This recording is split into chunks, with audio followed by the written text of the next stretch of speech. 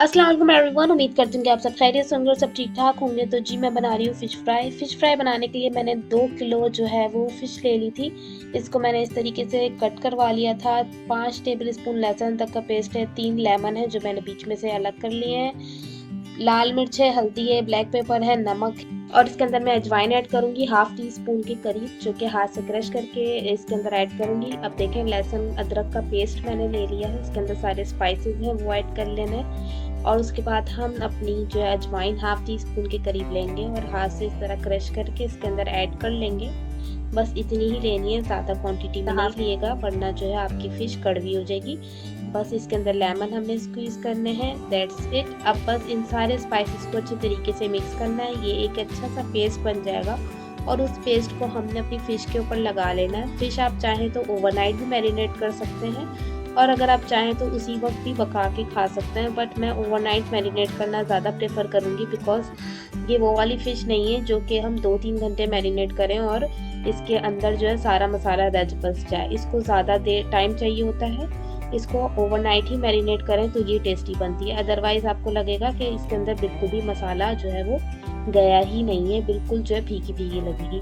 तो ये टिप्स आप ज़रूर फॉलो किएगा, जैसे जैसे मैं बताती जाऊँ यकीन करें आपकी फ़िश बहुत बहुत टेस्टी बन के तैयार होगी। और बस अब देखें मैंने अपनी फ़िश को मसाला लगा लिया है, बस इसको मैंने रख देना है तकरीबन ओवरनाइट। उसके बाद हम फ्राई करेंगे। फ्राई करने के लिए मैंने बेसन ले लिया, उसके अंदर लाल मिर्च डाली है, हल्दी डाली है, नमक डाला है बस।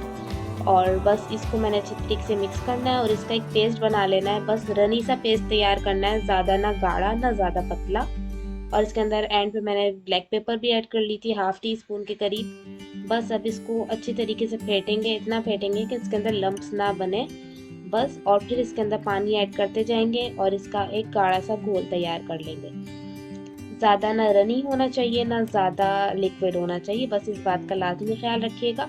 आपकी इससे फ़िश बहुत ज़्यादा क्रिस्पी बनकर तैयार होगी और बहुत ज़्यादा टेस्टी लगेगी। अगर आप लोग मेरे चैनल पर न्यू हो तो काइंडली मेरे चैनल को सब्सक्राइब कर लीजिए।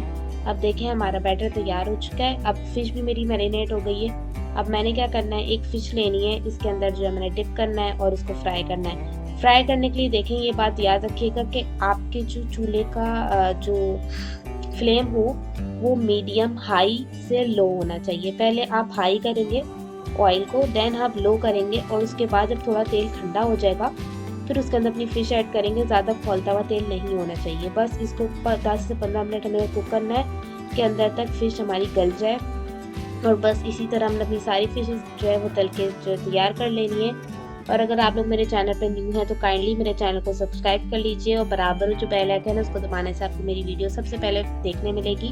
वीडियोस अच्छी लगे थम्स अप दीजिए और मेरे फेसबुक पेज को भी ज़रूर फॉलो कीजिए। अब देखिए हमारी फ़िश ज़बरदस्ती बन के तैयार है और इसके साथ मैंने रायता बना लिया था, थोड़ा सा सलाद बना लिया था। ज़रूर ट्राई की गई रेसिपी और मुझे बताइएगा कि आपको मेरी रेसिपीज़ कैसी लगती है। अब चलती हूँ और आप लोगों से अपनी रेसिपी के साथ मिलूंगी, तब तक के लिए टेक केयर, अल्लाह हाफिज़।